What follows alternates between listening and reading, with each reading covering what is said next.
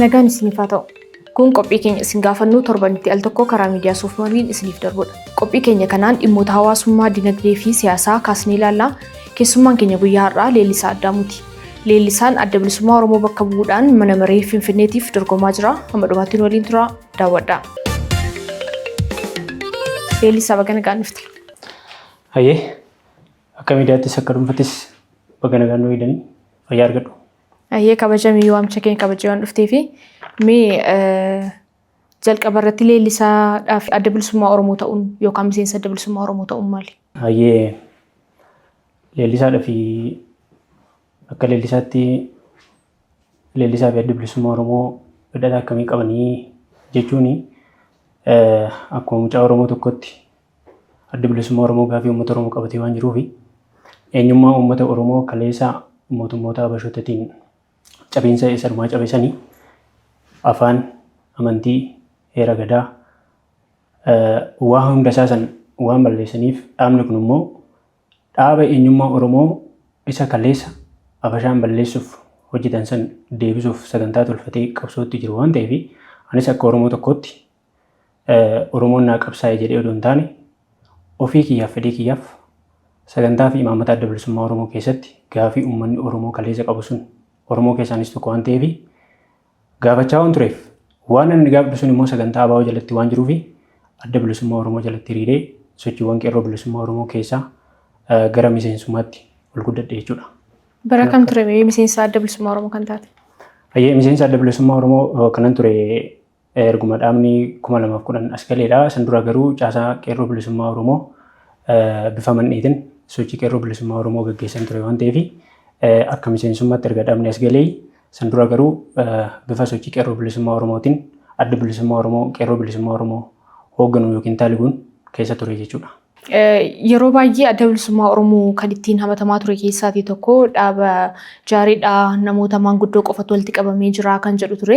Amma garuu qophii filannootiif miidiyaa garaagaraa irratti kanneen falmii taasisan yeroo arginu kun warra akka keetii kana fa'aa yeroo agarru dargaggoonni hedduu jiru. Isa kana akkamittiin ibsitaati? Hayyee gaafiin tun gaafii bareedduu galatoomi. Diinnis balleessuu gaafa barbaadu tolaa kennaa sobeeta. Hammeenya keessa haasaa. Diinan immoo maaf tolaa kee haasa'uu diddee jettuun. Wanti ati diina san ittiin injifattu hojiidhaan qofaa jechuudha.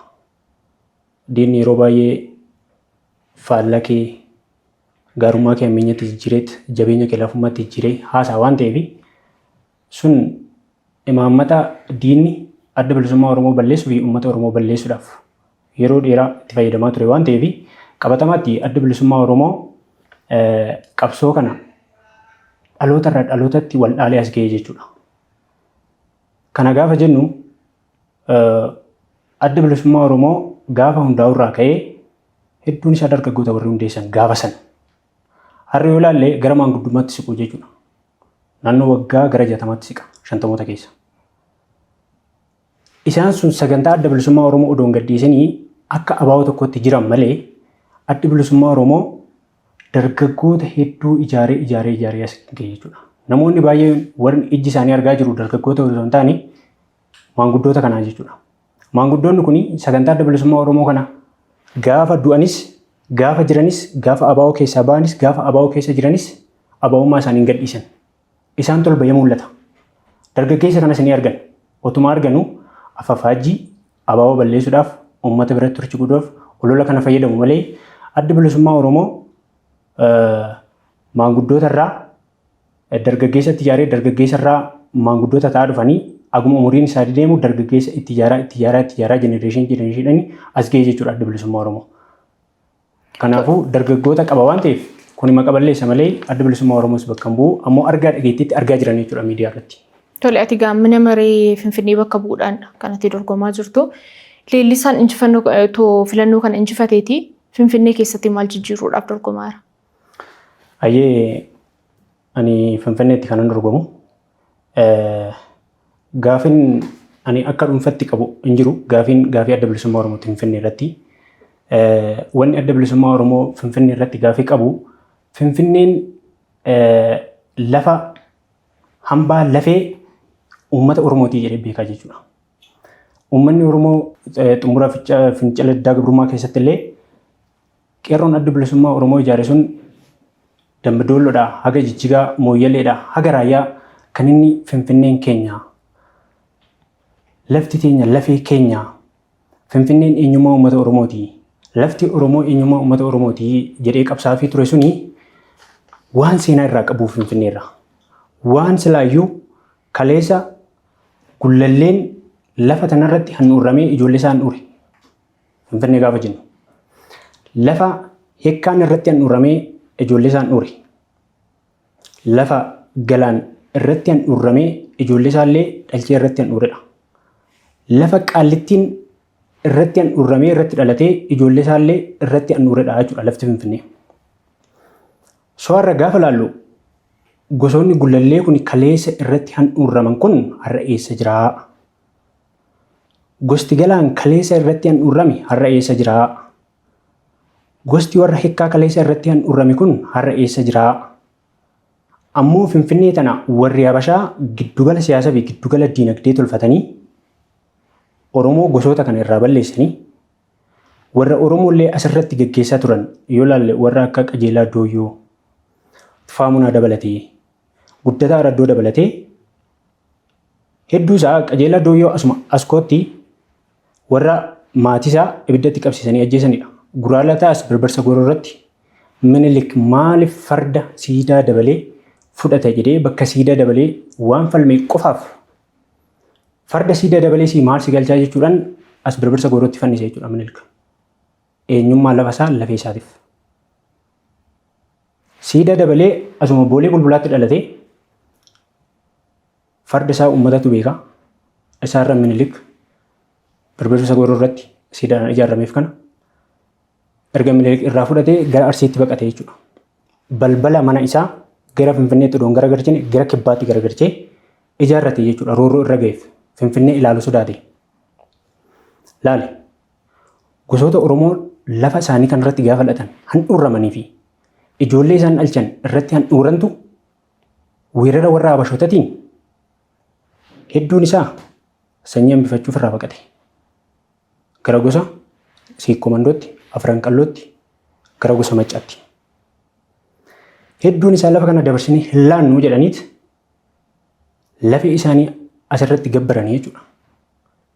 Warri parsantii xiqqoo ta'e immoo asumatti gabra ta'anii jara kana tajaajilanii qarqara Finfinnee kanatti hafanii jechuudha. Oromoon kaleessaa Oromoon har'a dhimma Finfinneetti falmu kun Oromoonni kun eessa dhaqanii lammaffaa Habashaan lafa tana lafa dirree siyaasaa fi diinagdee godhate kana lafa warra kanaati warri kun immoo keenyadha Oromoodha. Gullalleen Oromoodha. Hekkaan Oromoodha. Qaallittiin Oromoodha. Galaan Oromoodha. Oromootu irraa buqqee Oromootu irratti fannifame Oromootu irratti gubate. Jara kana irraa balleessanii Habashaan giddugala siyaasaa fi diinagdee godhatanii jechuudha. Isuma kana Oromoon lafti koo lafee kootii jedhee giddugala siyaasaa fi diinagdee Habashaa ta'e kana kan ofii godhachuudhaaf qabsaa'aa ture kitima itti wareegee jechuudha. Adda bilisummaa Oromoos lafti Finfinneetun lafee Oromooti waan taateef lafti Finfinneetun akkuma lafa Oromoo qabu eenyummaa Oromooti waan taateef Oromoof abbaa ta'uu qabdi, Oromoof deebi'uu qabdi jedhee falmaa ture jechuudha. Kana jechuun gamoowwan Finfinnee irra jiran, konkolaataa Finfinnee irra jiran, xiyyaara Finfinnee irra jiran Oromoodhaaf kennaa hin jenne adda bilisummaa Oromoo yookiin uummanni Oromoo. Lafa tanatu lafee gootota Oromoo baateera, lafee Qajeelaa Dooyyoo baateera, lafee Guraaraa Lataa baateera, lafee Guddataa Araddoo baatee jira. Lafa tana abbaa lafaatiif deebisaa jedhee adda bilisummaa Oromoo. Lafa kana akkamitti deebisu abbaa lafaatiif jechuun gaafa akkasiin jedhu eeggii qabeenyummaan isaa kan sababa biraa ta'ee qabeenyummaa sanarraa fuunee Oromoof kennuu hin dandeenyu eeggii ta'ee qabeenya isaa gamoon irra jiru kan Oromaa eeggii ta'ee yookaan kan Habashaa eeggii ta'ee gamoo sana fuunee Oromoof kennuu hin dandeenyu yoo ta'e lafa kana akkamittiin kan Oromoo taasisuu dandeessu? Namni kamuu addunyaa kanarratti gosa qaba. Saba qaba. Gosarra darbee saba ta'a. Kana jechuun sabni Oromoo saba. Oromiyaa irra darbeet ollaawwan Oromiyaa kanarra jiraata Afrikaa. Sanirra darbeet addunyaarra jiraata. Naayiroobii gaafa jiraatu qabeenya qabaate gamoo ijaarratee konkolaataa bitatee jiraachuu danda'a mirga isaati. Ameerikaas dhagee Waashingtan akkasuma. Qabiyyeen lafa Naayiroobii irratti ijaare kuni abbantaan isaa kan warra Keeniyaati. Odoon jaallatee maal godhaa gibira gabbaraa jechuudha. Lafti kan mootummaati waan jedhamuufidha akka amma seera jiruutti. So akka adda bilisummaa Oromootti lafti kan eenyuti isa jedhu si gaafachuuf eenyu abbeentaa lafummaatu uummataaf deebi'amoo lafti kan mootummaati kan jedhu sana jijjiirtu moo sin akka miidhaa isa jedhu si gaafachuuf. Lafti akkuma heera Oromoottis lafti kan mootummaa ta'uu hin danda'u. Lafti kan uummataati. Abashoonni lafa Oromoo kana weeraruudhaa fi lafti kan mootummaatti jedhanii seera tolfatan. Seera jechuun immoo heeraa miti. Waan dhaloonni walitti dhufee tolfatudha. Waan yoo itti buute si miidhu miti. Heera gaafa jennu waan dhalli namaa tokko tolchuu hin dandeenye irraa hir'isuu hin dandeenyedha. Qajeelfama sirrii. Seerroo waan dhalli namaa tokko tolchuudha jechuudha. Abashaan kaleessa gaafa Oromoo weeraran seera tolfatan Oromoo irratti lafa Oromooti irratti. Seeran lafti kun giddugala mootummaa Itoophiyaati jedhanii lafa kaawwatan yookiin teessoo mootummaa guddittii Itoophiyaati jedhan. Seera namatti tolfatame. Oromoon har'aa lafti kun kan keenya mootummaa naannoo Oromiyaa jalatti buluu qabaadha. Abbaa lafa tanaatiif gibira gabbartanii jiraachuu qabanidha. Kana jechuun seeraan fuudhanii to'ii kan Itoophiyaa godhan waan ta'eef odoo hin jaalatiin seeran fuudhanii kan uummata Oromoo gochuu qabanii jechuudha. Adda bilisummaa Oromoo maal godha? Warra irra jiru kan takkaan balleessu warra. Sablammoota as keessa jiraatu kanaa miti adiin dhufee irra jiraatami. Kana jechuun jara kana konkolaataa isaanii, gamoo isaanii, qabeenya riisoorsii isaanii uummata Oromootiif kennuun miti adda bilisummaa Oromoo lafaaf finnee kana kan uummata Oromoo kan godhu. Seera uummata Oromoo seeran qajeelfama tolfatee qabiyyee heeranis seenaadhaanis kan uummata Oromoo taate kana abbantaa isaa seeran irraa fudhatame waan ta'eef seeran uummata Oromootiif deebisa. Kana jechuun lammiin kamuu hiree Oromoon tokko lafa kanarra ittiin jiraachuun mirga Oromoon tokko ittiin jiraachuun jiraachuu ni danda'u. Garuu odoon jaallatanii gibira uummata Oromootiif gabbaruu waan eenyummaa uummata Oromoo kabajanii jiraachuun dirqama isaaniiti waan ta'eef addi bilisummaa Oromoo seeraan kan uummata Oromoo godha malee humnaan yookiin ajjechaadhaan miti jechuudha. Akka kanatti mee fakkeenyaaf wantoota isin fooyyistan jechaa jirtan kana waa'ee lafaas, waa'ee afaanis, waa'ee finfinnees heera irratti akka barraa'ee jiru miti amma sana gochuudhaaf heera fooyyessuudha kan dirqamnu jechuudha. Kana galmaan godhaaf heera fooyyessuun dirqama ta'a. Mee addi bilisummaa Oromoo carraatti heera fooyyessuu akkamittiin qabaachuu danda'a? Filannoo kanaan immoo akkamittiin fooyyessuu dandeessu? Sila oduu adda bilisummaa Oromoo seera kana hin fooyyessin dura adda bilisummaa Oromoo gaafa aangoo mootummaa dhuunfate seera kana sirreessee kan uummata Oromoo godha. San dura garuu adda bilisummaa Oromoo haqa uummata Oromoo gaafachaa ture har'as gaafachaa jira. Fakkeenyaaf uummanni Oromoo irratti waan isaa malu gaafachaa jira. Waan isaa malu odoo hin taane lafa isaati irratti lafa isaa itti cabsee gaafa dhalatu irratti handhuurame kana gaafachaa jira. Inni Oromoo wajjin nan jiraadha jedhu kuni gaafii uummata Oromoo kana sirreessu wanni isa dhorku hin jiru. Fakkeenyaaf yeroo baay'ee warri mootummaa wanni isaan sababa godhatan gaafii uummata Oromoo kanaaf seera Itoophiyaa kana heera jedhu isaan. Heera ta'uu hin danda'u bara seera malee wanni amma Itoophiyaan tolfatteertu kana seera malee heera ta'uu hin danda'u. Hanguutu heera jechuun qajeelfama sirrii tokko jechuudha. Qajeelfama sirrii ta'uudhaaf Finfinnee fuudhanii kan sablammii godhanii seera irratti barreessanii akkamitti heera ta'u? Seera malee. Heeran immoo kan uummata Oromooti bara. Heerri mootummaa Itoophiyaa akkasitti waan barreessuuf amma heeran qabdu jechuun dandeenyu biyyadha waan taateef. Heera qabdi garuu heerri kun hedduun isaa heera dabaati. Hedduun isaa. Kanaaf isin jedhe amma isin heera kana fooyyessuudha kan isin barbaadan miti. Agaafa mootummaa ta'an heera kana fooyyessina. Garuu adda bilisummaa Oromoo oduu mootummaan ta'een duraayyuu gaafii gaafachaa jira warra aangoo qabachaa jiran kana. Fakkeenyaaf keessattuu mootummaan kun mootummaa Oromooti ofiin jedha. Uummata Oromootti nu gongorsaa jira. Oromoon gaafii sirrii gaafa gaafatu heeran nu dhorkaa jira. Heerri kun heera malee seera miti. Seera kana bar jijjiiruu wanni isaan dhorku takkaayyuu hin jiru bara. Isaanis ni beeku bara Finfinneen kun akka kan uummata Oromoo ta'e. Isaan iyyuu miti halagaan lafa kana boo'u kan uummata Oromoo akka ta'e ni beeku. Seera kana fooyyeffisanii kan uummata Oromoo gochuu maaltu isaan dhorkame? Heera uummati yoo sirreessan waan itti bu'anii to'ii du'aniidha. Maalli sirna kaleessaa santu har'allee buqqa'uu hin dandeenye. Sirna kana immoo eenyu tolfate yoo jenne odoo hin jaalatiin warra sanyii Salamuunawaadha ofiin jedhan tolfatee jechuudha. Oromoo gabra godhachuu fi lafa Oromoo ittiin saamuudhaaf tolfatanii lafa kaan. Seera kana bar kan baasu Phaaphaasota Itoophiyaati bar. Phaaphaasota Itoophiyaatu baasee mootummoota Itoophiyaa jedhan kanatti kenna. Phaaphaasonni kun immoo amantii laga gama ce'ee dhufe ittiin riisortii Oromoo ittiin saaman mana amantaa keessa taa'anii tolchanii mootummaa Itoophiyaatti kennu.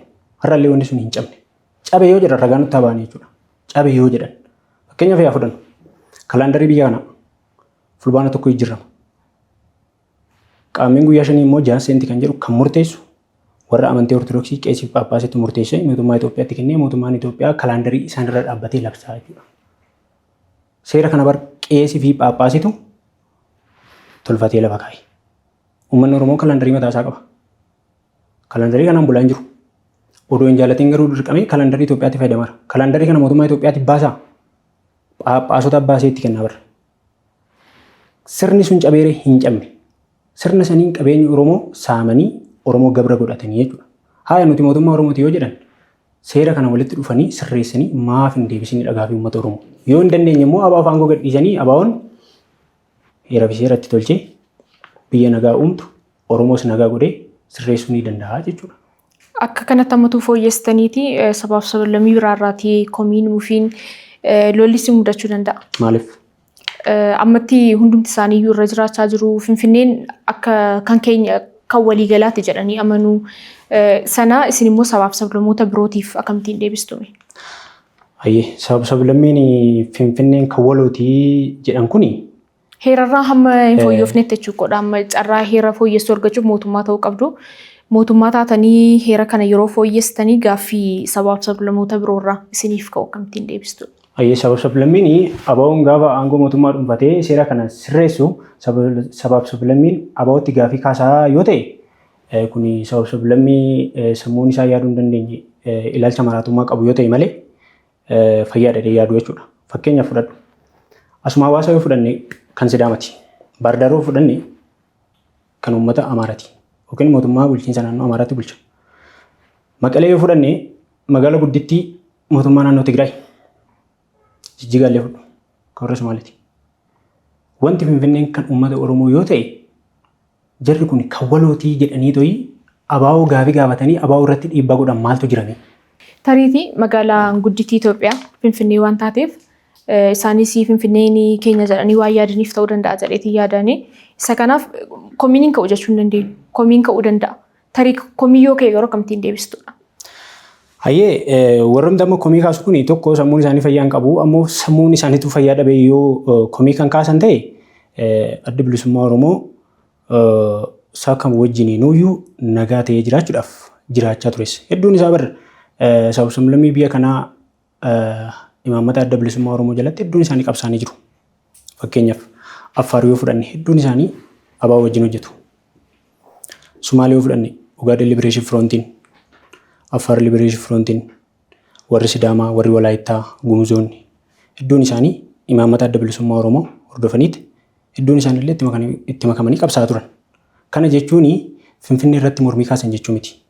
Jarri kun ammoo yoo kaasanis uummanni Oromoo yookiin adda bilisummaa Oromoo karaa kamiiyyuu deebii kennuudhaaf qophiidha jechuudha. Afaan dippiloomaasiis itti haasa'ee dhugaa jiru amansiisee san irras yoo darban immoo akkuma fedhettuyyuu isaan barsiisuuf qophiidha. Garuu adda bilisummaa Oromoo sabaaf sablammii biyya kanaatti walitti bu'uu hin barbaadu. Kana jechuun ABO jechuun uummata Oromoodha. Uummanni Oromoo uumamaan uummata nagaa jaalatudha. Kan isaa dabarsee kan hin laanne kan nama kan dirqiin hin fudhanne jechuudha. Sidaamaan hawaasa kan dhuunfaa godhatee to'ii Finfinnee waloodhaan qabaa jiru kuni uummata akkamiitidha? Uummanni Sidaamaa yoo gaafii gaafate. Hayi Amaaraan Baardaar dhuunfaatti qabatee to'ii Finfinnee waliin bulchinaa yookiin kan kiyyaa jedhee to'ii gaafii kaasu kuni nama akkamiitidha? Yookiin hawaasa akkamiitidha? Yoo kaaseef deebii karaa kamiiniyyuu adda bilisummaa Oromoo uummata Oromoo wajjin ta'ee deebii kana deebisuudhaaf qophiidha jechuudha. Kun waan nama rakkisu miti. Ammoo warrumti gaafii kana kaasan kun nagaa qabuudha dabara. Kanaafuu adda bilisummaa Oromoo gama kamiiniyyuu Finfinnee kan uummata Oromoo godhee mirkaneessee warra gaafii gaafataniif deebii gahaa deebisuu dandeettii guutuutti qaba jechuudha. Kan daawwataa jirtan qophii keenya isin gaafannuuti. Qophii keenya kanarratti keessummaan keenya guyyaa har'aa Leellisaa Addaamuuti. YouTube keenya subscribe godhaa, hamma dhumaatti daawwadhaa, nu waliin tura. Tole kan biraan biyya kana keessatti wantooti gaaffii tatta'an kanneen deebiin arganne kan Oromoo qofatu hin taane sabaaf sablammootayyuu gaaffii hedduutu jiru. Isa kanaaf marii biyyaalessaa irratti gaaffiiwwan dhiyaatan ni jiraatu. Mee addi bilisummaa Oromoo gaaffiin kun gaaffii nu ilaallatudha jedhee waan dhiyeeffate qaba marii biyyaalessaa irratti. Adda bilisummaa Oromoo marii biyyaalessaa irratti gaaffisaa dhiyeeffachuudhaan dura marii biyyaalessaa mootummaan Itoophiyaa gaggeessu kanatti hin amanne jechuudha. Hin amannes hin fudhannes. Maaliif? Maaliifiin gaaffii bareedduudha jechuudha. Adda bilisummaa Oromoo akkuma Eertiraan biyya kanatti galleeni gaaffii amma mootummaan Itoophiyaa marii biyyaalessaati jedhee baajataa fi yeroo itti fixaa jiru kana kan jalqaba yaada kana dhiyeesse adda bilisummaa Oromooti. Gaafa adda bilisummaa Oromoo gaaffii kana dhiyeessu marii biyyaalessaa hunda hammataa sabaaf sablammii biyya kana hammatu hunda marii biyyaalessaatiin rakkoo biyya kanaa furraa jedheeti yaada dhiyeeffate jechuudha adda bilisummaa Oromoo akkuma biyya galeen. Kana jechuun dhugaa isaa jalaa bade uummata kanaa dhiyeessee dhugaa sabaaf sablammii biyya kanaa jala bade immoo isaanis dhiyeeffatanii dhugaa walii kennuudhaan biyya kana nagaa goonaa. Haga kana hin goonetti biyyi kun nagaa hin argattu jedheetu adda bilisummaa Oromoo yaada kana mootummaa Itoophiyaatiif dhiyeessee jechuudha. Mootummaan Itoophiyaa saasanitti yaada kana tolee fudhachuu hin dandeenye jechuudha. Yaada ABO'n dhiyeesseef bira darbeet ABO balleessuu irratti xiyyeeffate jechuudha. Waajjira ABO cufuu, hooggantoota ABO hidhuu, dabballoota ABO godinaa fi aanarra irra jiran hidhuu, miseensota isaa hidhuu, deeggartoota hidhuutti gadi taa'ee jechuudha. Gaafa biyyi tun rakkoo hamaa keessa galtu fakkeessiidhaaf yaada adda bilisummaa Oromoo dhiyeesse kana turtii waggaa 3 booda gadi baasee jechuudha. Kan ofii godhatee gaafa adda bilisummaa Oromoo dhiyeessu san odoo godhame. Gaaffii abbeentaa kan adda bilisummaa Oromoo. No gaaffii abbeentaa miti. Garuu haqa jirutu marii biyyaalessaatiin rakkoon kun ni furame jedhee ABO'n dhiyeesse. Sa'aatii ABO'n dhiyeessu sanitti dhiisaniiti sa'aatii biyyi rakkoo keessa galteetti maqaa saniin jala dhokatanii gadi baasanii jechuudha. Tokko wanni adda bilisummaa hin fudhannee fi warri marii biyyaalessaa gaggeessan kuni kan adda bilisummaa Oromoo itti amanu, kan paartiin kaafoo itti amanu, kan uummanni Oromoo itti amanu, kan sabaaf sablammii biyya kana itti amanu miti. Kan mootummaan ofiisaatiif propose godhee, ofiisaatiif tolchee, ofiisaatiif mirkaneessedha. Kanaaf waan isa namanne, waan inni itti namanne, waan uummanni Oromoo itti namanne, waan sabaaf sablammii biyya kanaa itti namanne kan paartiin mootummaa biyya tokkoo dhuunfate qofti ofiisaatiif bukeessee tolche waan ta'eef sanaaf itti amanuu didee jechuudha. Malee jalqaba adda bilisummaa Oromoo marii biyyaalessaa dhugaa ofii kennatee kan namaa fudhatee biyya kana nagaa godhuu irratti kan isa caala itti amanus hin jiru, kan isa caala dhiyeesses hin jiru jechuudha. Sababni adda bilisummaa Oromoo hin fudhannee fi waan nama siin jedhe kanaaf. So yoo dhugaarran gaggeeffame hoo adda bilisummaa Oromoo dhugaa isaa kennatee, dhugaa isaa deeffatee, dhugaa sabaaf sablammoota biyya kanaa kanas kennee biyya kana nagaa godhee jiraachuudhaaf dandeettii gahaatti qaba. Kanaafuu yaada isaa tuun dhiyeeffanne yaada isaa dhiyeeffachuudhaan dura marii biyyaalessaa kanattuyyuu ammatti sababa mootummaan ofiisaatiif koree ofiisaatiif godhee ofiisaatiif mirkaneesseef adda bilisummaa yoo achi gahee yaada isaa dhiyeeffanne jechuudha. Jalqabaayyuu waan kanatti itti namanne waan ta'eef jechuudha. Egaa warri mootummaa akka jedhanitti koreen kun koree of danda'eedha jedhu kan marii biyyaalessaa kan mootummaa miti jedhu nutis gaaffii qabaannuu dhiyeessaa jirra kan isaan jedhanidha. Kan biraa adda bilisummaa Oromoo yeroo baay'ee kan komatamu wanta ta'e tokko seenee ilaaluu irraa halaalla dhaabateetu murteessaa yookaan halaalla dhaabatee sun akka sijaateef keessan seenuu jedha. Sababa kanaatiif marii biyyaalessaa yoo hin hirmaannee isiniin jedhu. Haya maal dhiyeessaniif irraa baqate adda bilisummaa Oromoo? Warri adda bilisummaa Oromoo yeroo baay'ee komatan kuni afaan faajjii yookiin immoo waa tokko dafanii of yaatanii abalota ta'ee jedhanii qubatti qabusanii wal fakkaata. Wanti isaan dhugaa irratti hundaanii adda bilisummaa Oromootiif dhiyeessanii adda bilisummaa Oromoo irraa baqate mee kan haa jedhan. Wanni Itoophiyaan gootu yeroo baay'ee waan fakkeessiti. Waan dhugaarra fagaate wayii. Waan dhugaarra fagaate adda bilisummaa Oromoo seenii abadan takkaayyuu hin borcu. Laaqus gatii barbaade kaffala malee akka dhaabattis akka dhuunfattis fafakkeessi takkaa seenee laaqu jechuudha. Wanni Itoophiyaan gaafatu yeroo baay'ee maadaan waan fafakkeessiti waan dhugaarraa fagaate. Isa kana immoo adda bilisummaa Oromootti seenu waan dhugaaf dhugaa yaa affeeranii ni seena. Seenee biyya kana nagaa gochuuf dandeettiitti qaba. Kan ABO'dhaa ol dandeettiitti qabu takkaan jiru jechuudha. Addi bilisummaa Oromoo koree mariin biyyaalessaa akka jiraatu gaaffii isaa ture eegii yeroo inni gaafatettis ta'uudhaa baatu eegii hundeeffameeti. Shakkiis yoo qabaate garee kanarraati yookaan koree kanarraati itti seenee jijjiiruu moo alaala taa'ee hirmaanu jechuu isaatu uummata Oromootiif furmaata qaba.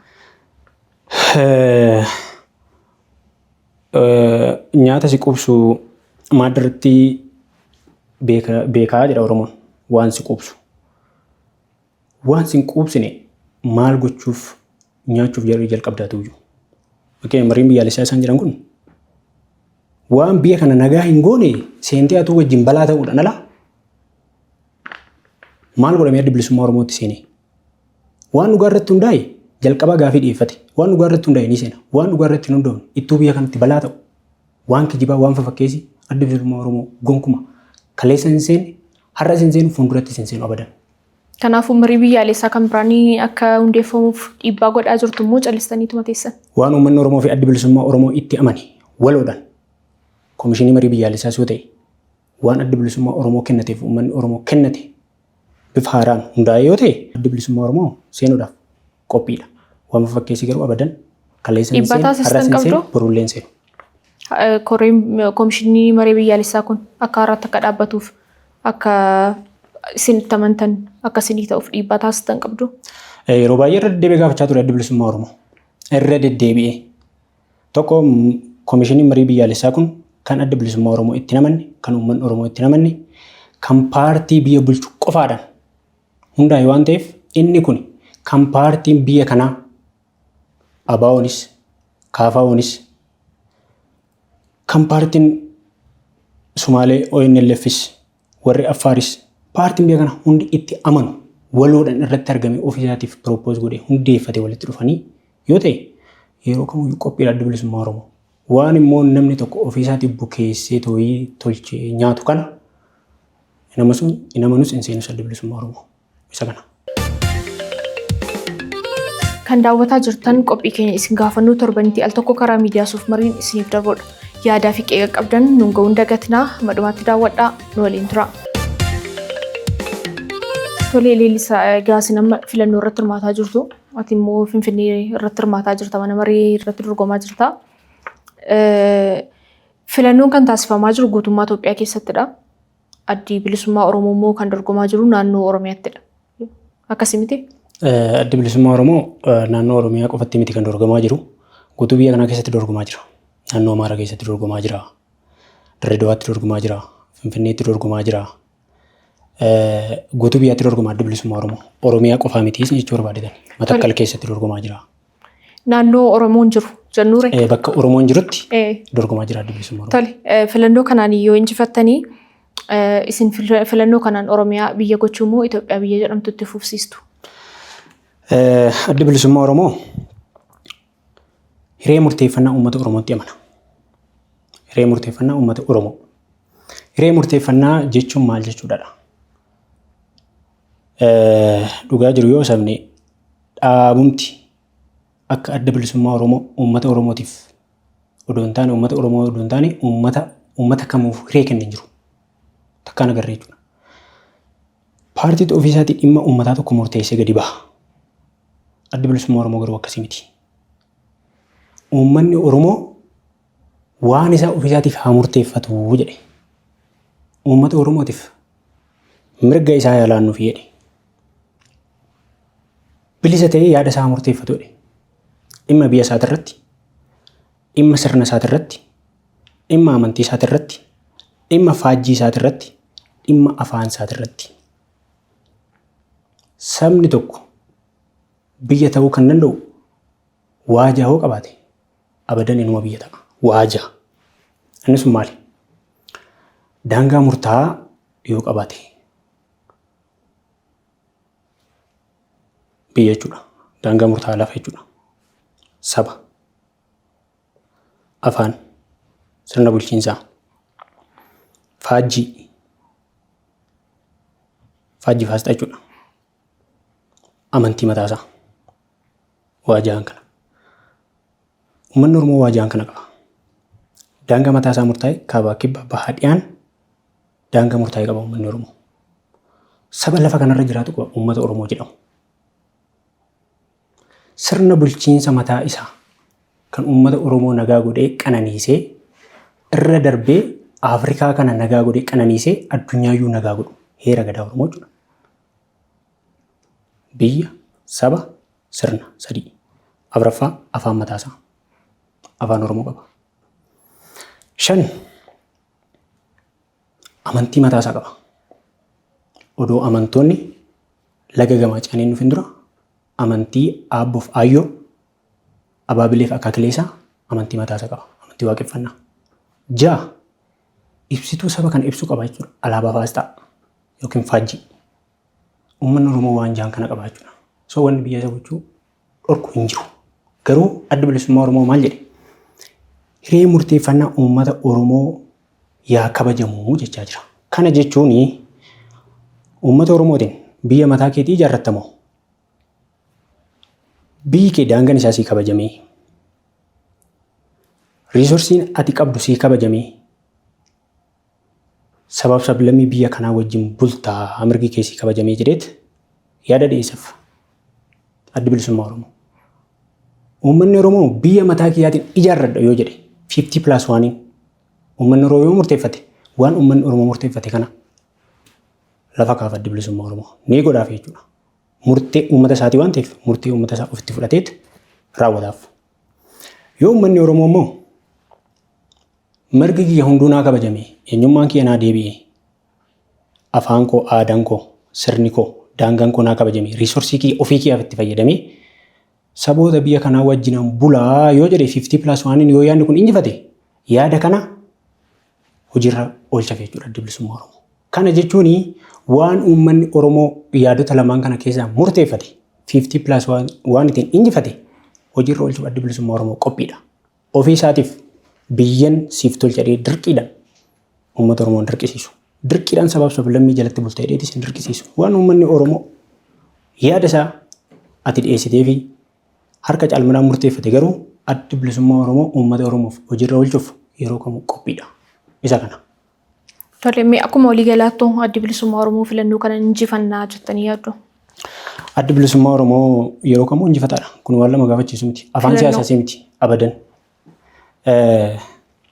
Adda bilisummaa Oromoo yeroo kamuu injifataadha gaafa jennu of jajuu of dhaadhuu afaan siyaasaa dubbachuu miti. Isa dhugaa abadan. Kana jechuun adda bilisummaa Oromoo gaafii uummata Oromoo qabatee jira. Gaafii siyaasayyuu miti. Yeroo baay'ee siyaasa waan kijiba wayii waan addunyaan tun amma fidee ittiin biyya rakkistuudha. Mootummoonni Habashaa jaarraa seensa jaarraa 19ffaarra Yohaannis Teediroos Minilik Haile Sillaasee Dargii haga ammaa keessayyuu haga Haile Sillaasee ga'utti afaan Oromoo afaan reedoo cabsu jedhamee uummanni Oromoo akka sabaatti ilaalamuu didee qottuudha gaalladha. Islaam jedhaniini sirna gadaa isaa cabsanii aadaa isaa aadaa jinniiti. Uffata isaa kan seexanaatti fakkeessanii jibbisiisanii uummata kana dhabamsiisurra gaan adda bilisummaa Oromoo uummanni Oromoo afaan qaba. Afaan addunyaa irratti qo'annoof qo'annoodha oolu afaan qixa afaan saba kamiitu yoo jedhee amanu qabsaa'ee deebise jechuudha afaan Oromoo. Inni afaan simbiraati afaan reedoo cabsa jedhan suni addunyaa irratti afaan qo'annoof qo'annoo ta'e yuunivarsiitii addunyaa irratti kennamaa jira jechuudha. Isa kana deebise. Saba kalee ati gaalladha. Ati qottuudha. Ati islaama jedhaniin sanii Oromoo saba ofiin boonu. Har'a alagaanuu saba kana dharra'ee bannaatee wayiin baabbaatee Oromoo nanyoo jedhu haga ga'u kan godhe adda bilisummaa Oromooti. Oromoon sirna qabaa. Sirna gadaa kan dhala namaa kana walqixaan laalu kan diinagdeen uummanni kamuu walqixa itti fayyadamu kan sabni nagaan oolee bulee galu kan daangaan isaa ittiin loltuu raaba durii ittiin kabajamu jedhu san uummatatti mee uummanni irraa sirna qabaa sirna gadaa jedhee bakka kamitti ittiin dhaadataa oolaa jechuudha. adda bilisummaa Oromoo kana deebisee saba kanaaf. So gaafiin kun gaafii adda bilisummaa Oromoo hin taane kan uummata Oromooti. Gaafii kana uummanni Oromoo yeroo kamuyyuu ofitti fudhatee akka abaa'ootitti abaa'oon kan akti godheef waan ta'eef uummanni Oromoo dhaaba kana hin filatu jechuun maal jechuudha. Isa afaan isaa jalaa baduudha ka'e deebiseef. Isa sabummaan isaa jalaa baduudha ka'e deebiseef. Isa heera isaa deebiseef. Isa amantii qaba Oromoon jedheenii har'a Oromoon hedduun amantii isaatitti jala yaa'ee baratee ittiin boonaa jiru kana. Isa faajjiin qaba jedheenii faajjii toltee itti agarsiise kana uummanni Oromoo yoo dhaaba kana hin filanne eenyu filata? Ammoo qaata filatee bara uummanni Oromoo. Ni injifannattanii amantuu jechuudha. Injifata adda bilisummaa Oromoo yeroo kamu. Tole filannoo kana irratti ni injifanna jettanii amantuu yoo ta'e yeroo baay'ee adda bilisummaa Oromoo akka inni itti firiim godhamee sabaaf sablammoota biraa keessatti bocame akka sodaatamuttidha. Sirnoonni darban adda bilisummaa Oromoo akka sodaatamu godhanii bocaniiru. Sirnoonni darbe kan isaan godhan kana adda bilisummaa Oromoo yoo injifatee sabaaf sablammoota biroo akkamittiin itti siquu yaada, akkamittiin barsiisuu yaada, akkamitti kaayyoo isaa barsiisuu yaada. Adda bilisummaa Oromoo sabaaf sablammoota biyya kanaa hedduu wajjin jalqabaayyuu qabsoo eegale. Adda bilisummaa Oromoo. Keessayyuu adda bilisummaa Oromoo kan dhalatee waldaa Maccaaf Tuulamaa keessatti waldaa Maccaaf Tuulamaa keessatti Hayilamaariyaam Gammadaa sabaaf sablammoota biyya kanaa hiree uummata Oromoo qaban hiree uummata Oromootiin wal fakkaatan akkuma uummata Oromoo akka afaan qaban akka aadaa qaban akka eenyummaa qaban barsiisanii turan jechuudha. Sidaamaa, Walaayittaa, Affaar, Sumaalee san bira darbanii uummata Tigraayillee. Kana jechuun maal jechuu barbaadetanii adda bilisummaa Oromoo waldaa kana keessa waldaa Maccaaf Tuulamaa keessaa dhalata waan ta'eef hireen sabaaf sablammoota biyya kanaa hedduun isaanii gara kibbaatti warra argaman warra seemirraa kan hafe akkuma uummata Oromoo cunqurfaman ofitti qabee wajjin qabsaa ture adda bilisummaa Oromoo. Sumaalee mee fudhadhu. Sumaalee irraa afaaninis amantiidhaanis aadaadhaanis dirqiidhaan araba ta'uu barbaadanii wal fincilan kana warra kuushii amantii tokko isaan godhe waan ta'eef paartii adda bilisummaa Oromoo fakkaatu ONLF qabanii jechuudha. Goota baay'ee adda bilisummaa Oromoo wajjin hojjechaa turan. Hiree wal fakkaatan uummata Oromoo wajjin waan qabaniif Affaar fudhu. Warra akka Sidaamaa fudhadhu. Warra akka saboota cunqurfamoo asii Gumuuzfaa fudhadhu. Gambeellafaa fudhadhu. Kana jechuun adda bilisummaa Oromoo mootummaa ta'eetiyyuu miti odoo mootummaan ta'iniyyuu jara kana ofitti qabee eenyummaa isaaniitiif akka qabsaan barsiisaa ture waan ta'eef gaafa mootummaa ta'e immoo jara kana wajjin nagaan jiraachuudhaaf wanni isa dhorku takkaayyuu hin jiru jechuudha. Kanaafuu qophiidha jechuudha adda bilisummaa Oromoo isaa wajjin nagaan jiraachuudhaaf. Isaaniyyuu adda bilisummaa Oromoo galateeffatanii adda bilisummaa Oromoo jara kana bira darbanii warri Amaaraa saboota hedduu cunqursan warra akka Qimanti, Agawuu, Raayyaa uummata Oromoo eenyummaa isaanii dirqiidhaan awwaalanii irratti roorisan sana adda bilisummaa Oromoo erga biyya keessa galee san duras irratti hojjetee immoo erga biyya keessa galee jara kana sirnaan dammaqsee har'a ani Qimantii jedhee dhaadachaa jira. Amaarraa jedhanii inni Gondor keessa jiru jechuudha. Inni as Gojjam keessa jiru ani Agawuudhaa jedheet didaa jira jechuudha. Kan adda bilisummaa Oromooti godhe. So gaafa biyya dhuunfatee jara kana wajjin jarri kun adda bilisummaa Oromootiif galata galchanii abaa'oo wajjin jiraachuun rakkisuu jechuudha. Tole mee waa'ee nageenyaa osoof Oromiyaa keessa bakkeetii baay'ee amma nageenyi waaraa hin jiru. Mee akka adda bilisummaa Oromootti Oromiyaa tasgabbeessuuf falli maalii jettanii yaaddu? Dhimma nagaa irratti keessayyuu wanni biyya kana rakkisee dhimma nagaa ta'e jechuudha.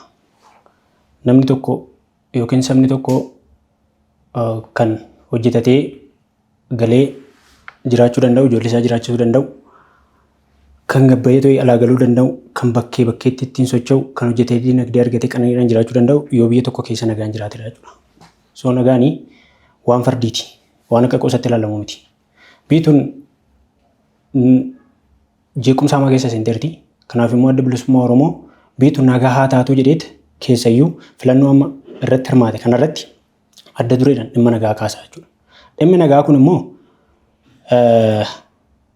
bifa qoosatiin nagaan haa bu'u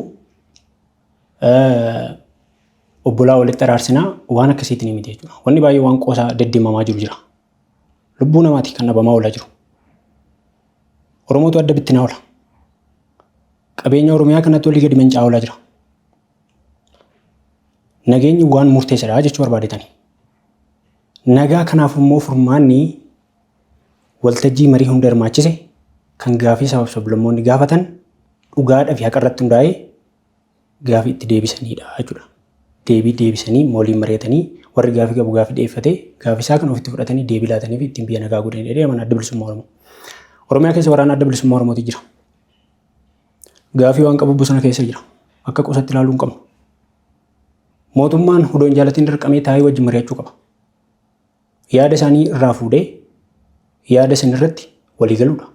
Waraana takka lama guuruun deebiin deebisu. Waraana jiru kana odoo galchite kan biraa gaafii qaba waan ta'eef seenuu danda'a waan ta'eef. Naannoo Amaaraa odanne fannoo jira. Gaafii qaba ta'a. Gaafii kana irraa fuudhuu qabda teechee wajjin haasa'uudha. Naannoon Tigraay akkasii. Waggoota hedduuf lola hamaa ture. Waa malee miti wajjin teechee haasa'uudhaan furta. Yeroo ammaa kana keessatti gaafii sablammoota qawweedhaan naffana hin danda'amu. Mootummoonni Habashaatu iyyuu hin dandeenye waan ta'eef. Keessawuu uummata Oromoo qawwee alaa ergifatanii hin cabsine jedhanii hin balleessine jedhanii cabsuu hin dandeenye. Sa'a kanatti immoo qawweedhaan gaafii waraanni bilisummaa Oromoo qabatee jiru kana deebisaa hin danda'amu waan qoosati. Taanii wajjin haasa'uudha. Gaafii qabu waan ta'eef jechuudha. So nageenyi marii waloo dhugaaf dhugaa irratti hundaa'een biyya nagaa argattee deeman adda bilisummaa Oromoo. So san irra dabarree biyya tana maaltu nagaa dhorkee yetti seenna. Maaltu nagaa dhorkee waggaa dheeraadhaaf lola keessa akka turtu godheedha. Gaafii ijoon. Waan uummanni kun hin agarre jira jechuudha. Wanni biyya kana nagaa dhorkee keessawuu wanni uummata Oromoo nagaa dhorkee. Siyaasa adii laga gama ce'ee dhufee fi amantii adii laga gama ce'ee dhufeedha jechuudha. Waan kun lamaan waan ijooti. Waan uummanni Oromoo hubachuu hin dandeenyedha. Siyaasa adii laga gama ce'ee dhufee fi amantii adii laga gama ce'ee dhufe. Isa kana lamaan akkamitti sababa qabu. Uummanni Oromoo siyaasa adii galaana diimaa ce'ee dhufeen dura heera gadaatiin bulaa ture. Bulchiinsa heerri gadaa. Heera gadaa kana keessatti safuu hawaasa laale. Fakkeenyaaf asuma dhiyoo kana fudhadhu gaafa mootummaa TPLF aangoo dhuunfatte waan mirga dubartootaa jedhamu tokko ture. Mallas mirga nu kennee waan jedha wayitii jira dubartoonni yookiin shamarran. Mee san dura dubartoonni kun mirga hin qabanidha. Ni qabu. Mirgi isaan qabanoo safuu fi safeeffannaa uummata Oromootiin daanga'ee jira. Safuu uummata Oromootiin daanga'eet mirga qabu. Malee ni qabaniis jechuu barbaadetani. Akkamitti? Fakkeenyaaf daangaa intalli takka haga heerumtutti keessa sochaatu jira. Umurii ishiin itti gabaabaatu, umurii ishiin ittiin ala keessa sochaatu, yoo gadi baate sa'aatii kamitti daftee akka galtu ni eega jechuudha abbaa faati. Yoo san dabarte akka ittiin lolluun jira abbaa fi haati. Hammeenya fi miti lollisu. Akka intalli isaatuun safuu hawaasni kun qabuun bultii ijaarrattee hormaata itti fuftuufi. Mucaatu jira. Daangaa inni keessa jiraatu jira. Uffannaa irratti, sochii irratti yoo inni galgaleesse abbaa fi haati akka itti dubbatan dura. Inni kun hammeenyaaf miti. Abbaa fi haati kee hammeenyaaf ilma isaatiin hin lolu. Maaliif lolaan? Akka mucaan isaa kun bultii ijaaree hormaata itti fufuufi. Akkasitti wal jiraachisaa ture. Erga mirga jedhamee booda hoo mallas mirga nuu kenne. Erga jedhanii shamarran dargaggeessa yoo fudhanne ammayyoomee gara magaalaatti galeet surree haga hudduu mul'atutti uffataa jechuudha. Hawaasa keessatti fudhadhu. Sinniisu hawaasni baadiyyaa keessa horiin. Shamarree irraan nura mul'isaa oolti. Yoo itti dubbatte si arrabsiti. Yoo reebdee sirreeffadhu jetteen si'eessiftis keessas ta'e. Reebamuu qabdi. No jechuun abbaan tokko intala isaa kan reebbatu barra hammeenyaaf miti barra. Har'a oduu abbaan reebe mirga hin qabaa jetti barra ni hiisisti odoo hin jaalatin. Seera biyya kanaas si ilaalaal. Agartee siyaasni laga gama ce'ee dhufe akkanatti hawaasa keenya safuu cabsiisee safuu hawaasni kaleessa ittiin wal taaliqu san odoo barra mirga naa kennee mallas yookiin jedhamuu baate abbaan yoo reebe ni sarrata ilmis intallis. Har'a reebbamnaan gara seeraa dhaqa. Abbaan seerri nanniisuudha. Agartee siyaasni adii akkana godhe hawaasa keenya laal. Gara amantii dhaquu keenya dura. Akkuma addunyaatti iyyuu umuriitti ijoollee uleen jijjiiru jira. Namoota ijoollee rukutamuu qabdu jedhanii amanan keessan jiru. Anis mucaan qaba. Nana dabaan yoo balleesse. Garuu umuriitti uleen deebisu jira. Umuriitti ulee hin deebisne jira. Mirgi kun nu kennameera jedhamee immoo mirga namaatti darbu wanti jedhamu jira. Fakkeenyaaf dubartoonnitu mirgi isaanii har'ayyuu hin eegamne jedhamee falmamaa jira baay'isee. Mallastuu seera mirga kenneefii jette malee har'ayyuu mirgi dubartootaa hin kabajamne jedhanii warra falman keessan jira ana dabalatee jechuudha. Mirgi dubartootaa kun garuu seera irratti barreeffamuunsaa rakkinaadha jettee yaaddaati. Hayyee mirgi sun maal faadha? Fakkeenyaaf mirgi mallas nuu kennee jedhan kana anan argeeni. Fakkeenyaaf mirgi erga TPLF aangoo qabatee nuu kenname jedhanii burraaqan kun anan argeeni. Akka feetedha kanan argeeni. Fakkeenya maalidha wanni shamarran daangaan? Maalidha gaafa isaan barbaanna? Fakkeenyaaf akka nama kamuttuu hirmaannaa siyaasaa gochuu ni danda'an kun waan safuu hawaasaa cabsuu miti. Laal. Haa daangaa siyaasaa keessa hin hirmaatiin jedheni daangaa siyaasaa keessatti dhorkamanii siyaasa hirmaatu keessatti hin dhorkamanii hin dhorkamne. Bu'aa isaa caalaa miidhaa caalee dhabar. Fakkeenyaaf akka feetee har'a ilmis intallis abbaa fi haadha alaa ba'anii akka feetee har'a akka kaleessa safuu hawaasaa sanatti sirreeffadha yoo jette hin dandeessu maaltu si dhorka seera asii tolfatan kanatu si dhorkaa jechuudha. Seerri kun eessa dhufe kan warra adiiti. Seerri kun jiraachuun qabu jettee amantaa leellisa. Seerri ni jira seerri jiraachuu qabu heera Oromoon kaleessa tolfate sanatu jiraachuu qaba jedhee namanaan. Isa sanitti namanaan. Qabatamaatti immoo nu dugeera. Seerri ittiin biyyi tun bulaa jirtu gaafa hin jedhu hedduun isaa warra adiititu fide waan ta'eef heera keenya sanitti yoo deebine nagaaf jaalala arganna.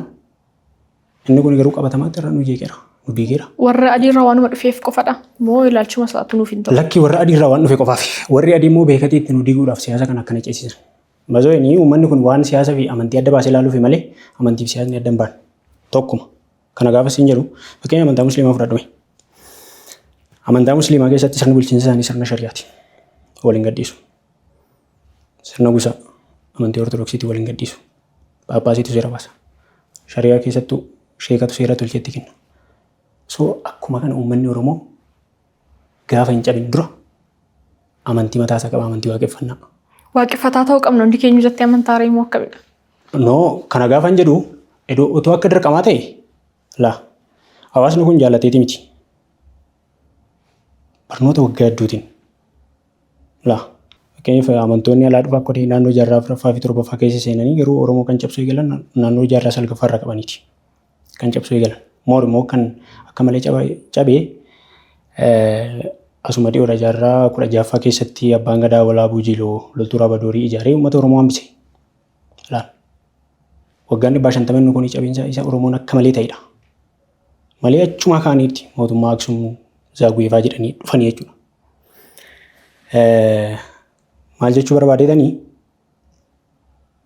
uummanni Oromoo kan akka maleetti ta'e meeshaa adiin kennitee fi siyaasa adiin kennitee fi amantii wajjiniin kan nu cabsan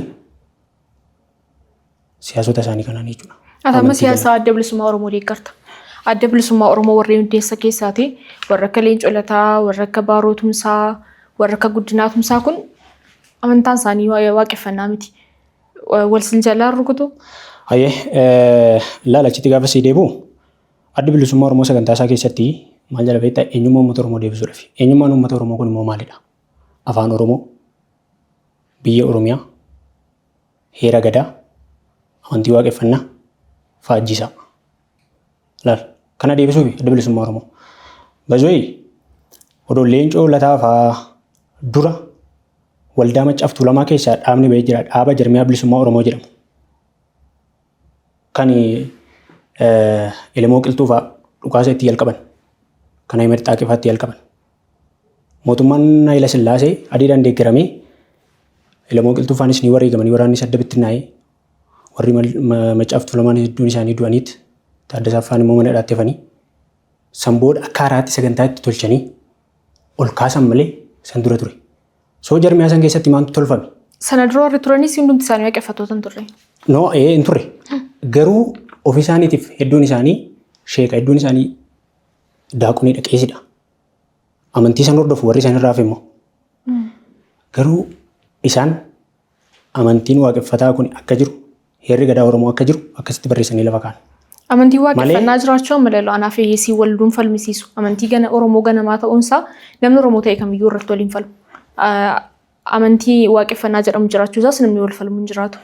Garuu osoo amantiin siyaasa keenya irratti dhiibbaa qabaateeti warri jalqaba qabsoo kana hundeessan amantii tokko qabaatu turan jedhee yaadan. Isaaniyyuu amantii garaagaraa qabaatanii qabsaa'aa turan bara sanaa jechuudha.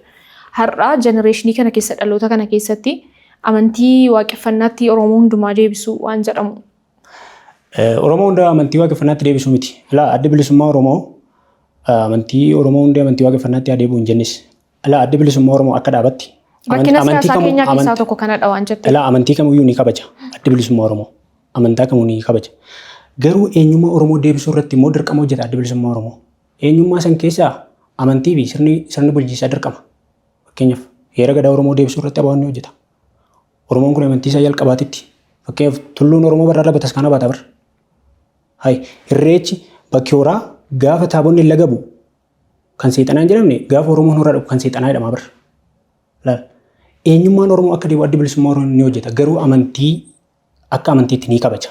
Amantiin sun garuu uummata Oromoo dhiiba yoo ta'e tole hin jedhu.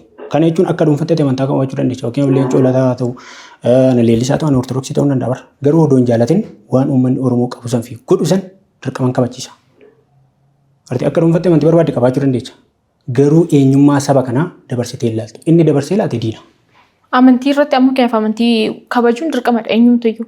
Amantaa kamiyyuu namni hordofu amantaa kan nama biraa kabajuun dirqamadha. Kana irratti walii galla. Amantaa waaqeffannaas immoo akkuma kana kabajuun dirqama amantaa amma ta'etti.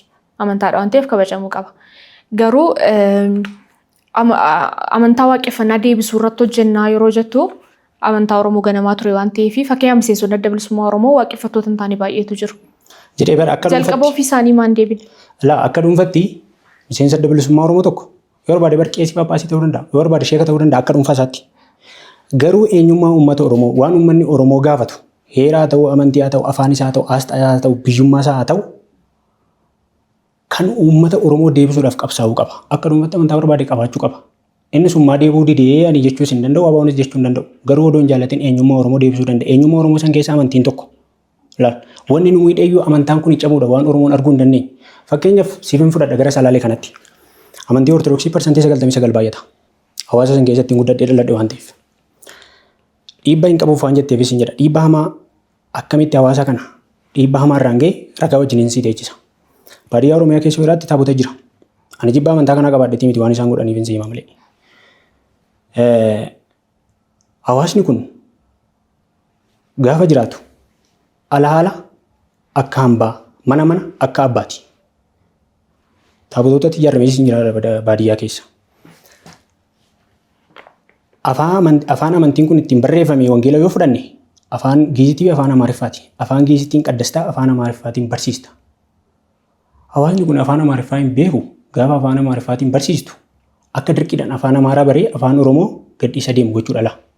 Amma garuu amantii sana keessatti afaan Oromootiin barsiifama. Qoygaa dhiibba isaatiin si himaa jira bara.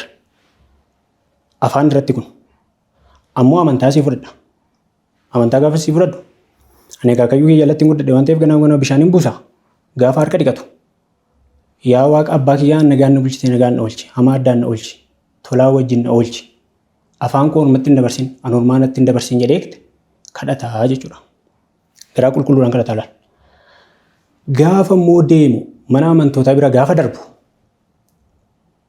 akkamitti akka seera qabamire akkamitti akka ati waaqa san kadhattu fi waan jettu jira.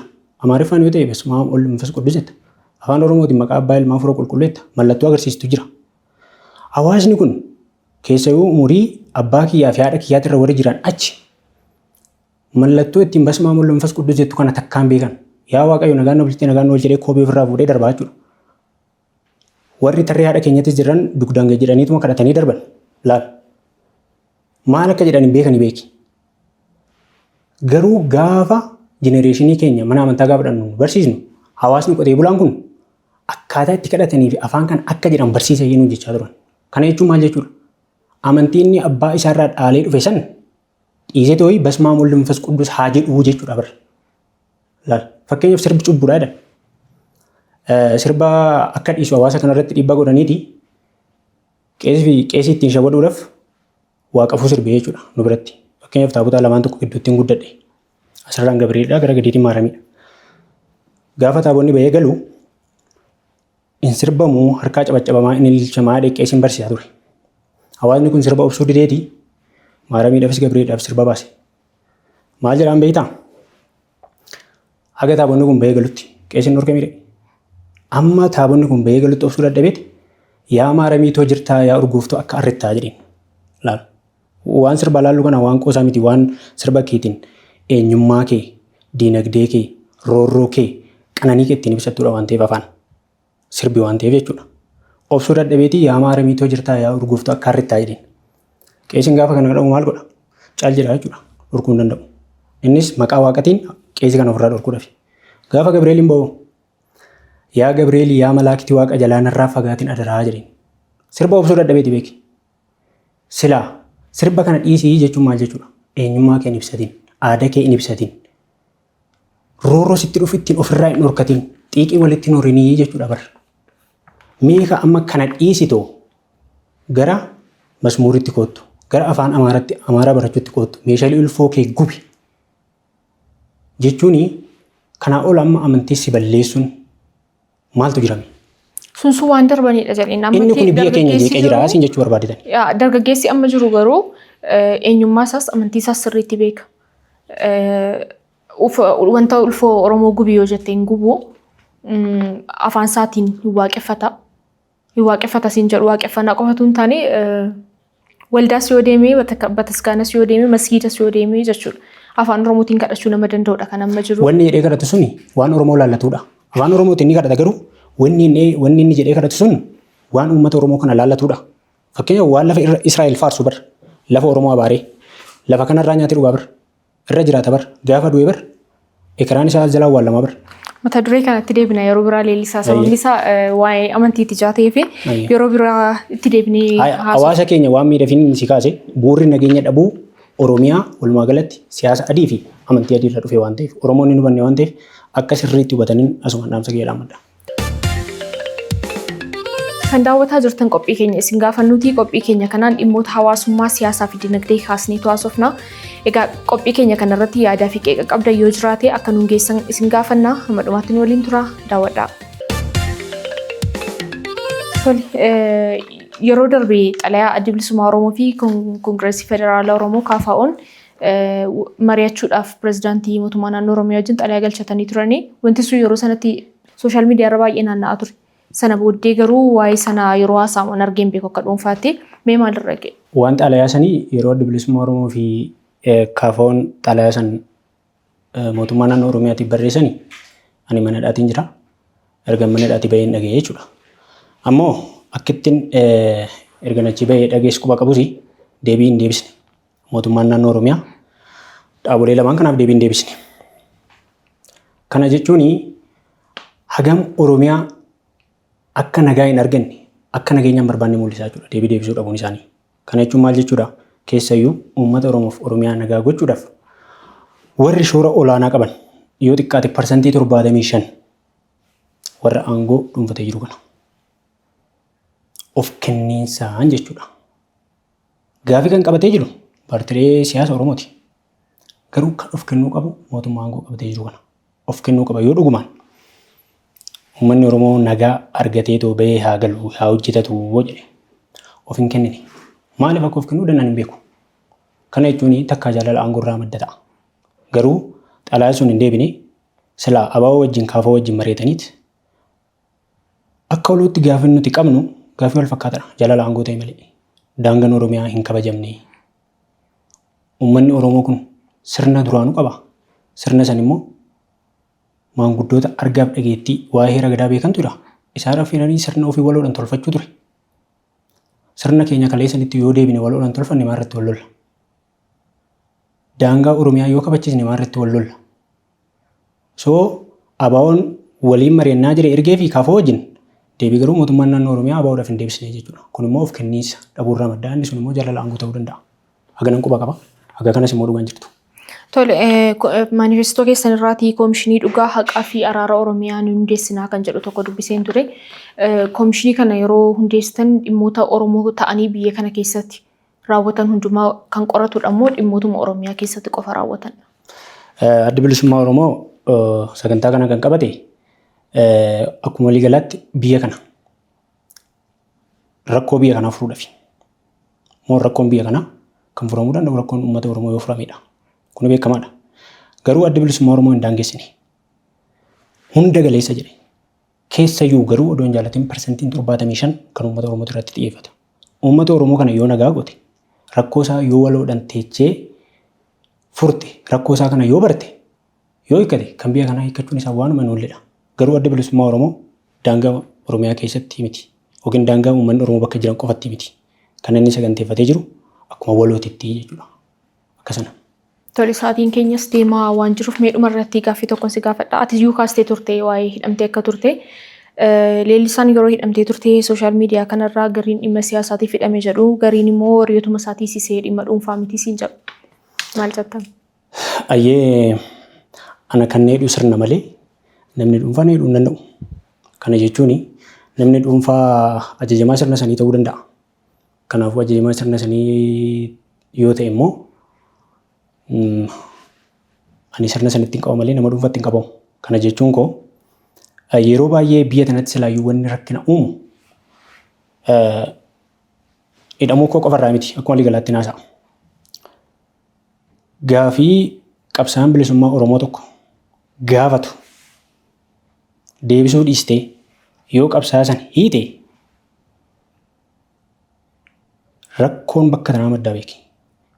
Qabsaa'aa bilisummaa Oromoo haqa uummata kanaatiif falmuun farra nageenyaa jettaa beekta biyya kanatti. Warra dhugaa qabuun farra nageenyaa jetta. Warra dhugaa qabuun farra nageenyaa jettee hattuu fi saamtuudhaan farra nageenyaa hoo jette akkamitti biyyi kun nagaa ta'ame. Fakkeenya yeroo tokko si fudhadha 2013. Hojii gadhiisetan dhannatti baay'inaan 2012 gadhiisees galee warri godinaa barbaadanii asii naqabanii na fuudhanii galan. Godinatti dookumentariin irratti hojjetan. Miidiyaa biyya kanaatiin. Anaa fi hiriyaa kee tokko.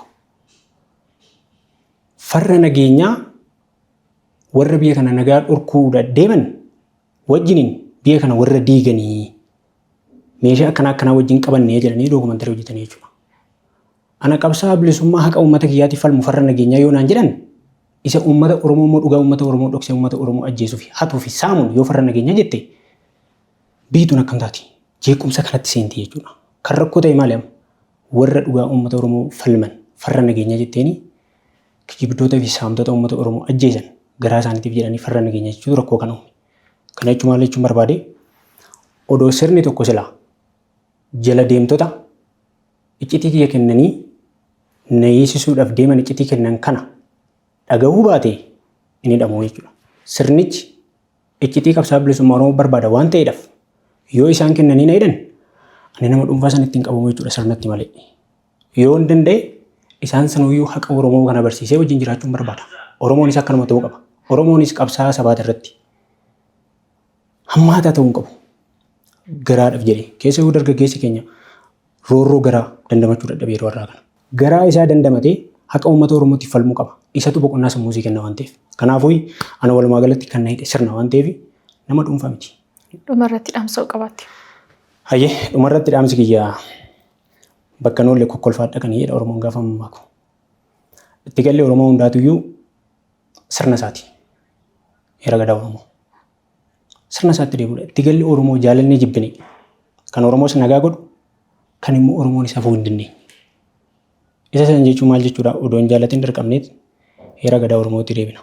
Odoo hin jaalatin dirqamneet amantii bu'uura warra keenya aabboo faayyoo keenya amantii waaqeffannaatti deebina. Odoo hin jaalatin dirqamnee faajji mataa keenya kana gad dhaabbanna.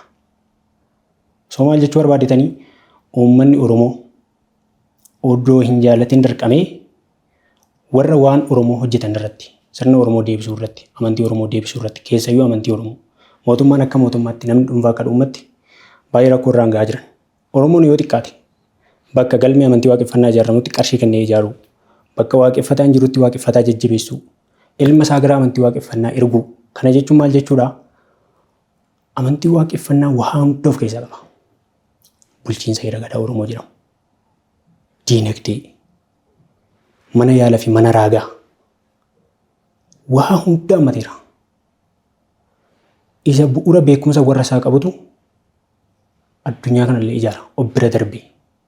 Biyyoonni eenyummaa isaanii irratti ijaaraman har'a akkam akka ciccaa ta'an akkam akka diinagdee qaban ni beekna. So uummanni Oromoo eenyummaa uummata Oromootti deebi'uu qaba. Uummanni Oromoo immoo gaafii hin qabnu gaafii tokko gaafii kanarratti walii haa gallu heera gadaa Oromoo deebisuu, afaan Oromoo jajjabeessuu, amantii Oromoo lafa qabsiisuu, faajjii isaa dhaabbachuu irratti tokko haa taanu jechuu barbaada. Fayyaa ta'i. Ayyee waamicha keenya kabajee waan dhufteef guddaa galatoomi. Dhimma amantii fi mirga dubartootaa kanarratti yeroo biraarra deebinee haasofna. Ayyeen ta'a. Ulfaadhu waan dhufteef. Ayyaatellee ulfaadhu. Qophiin keenya isin gaafannu torban kanaa asuma irratti raawwatee jira. Torban keessummaa biraa ajandaa biraatiin walitti deebina. Qopheessituun sagantaa kanaa Lalisee Mokonnin ture. Ogeessa kaamiraa Abdii Magarsaa akkasumas daayirektara Masarat Dhaabaa waliin turre. Hanga torbaniitti nagaan tura.